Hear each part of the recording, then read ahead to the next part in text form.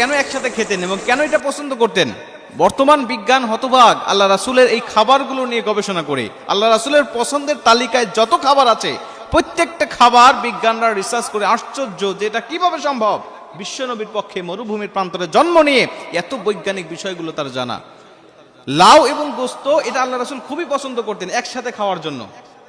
এক হাদিস ইবনে মাজা শরীফের 3302 নম্বর এবং 3303 নম্বর, এই দুইটা হাদিসের মধ্যে এই বিষয়গুলো বর্ণনা করা হয়েছে।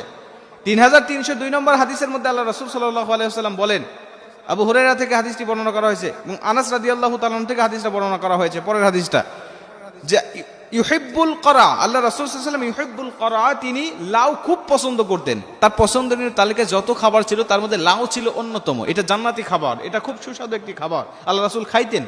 এজন্য আমরাও লাউকে পছন্দ করব। অনেকে বলে যে আমি লাউ পছন্দ করি না, এটা আমাদের বলতে পারবো না, এটা আমাদের বলা ঠিক হবে না, কারণ আল্লাহ রাসূল যেটা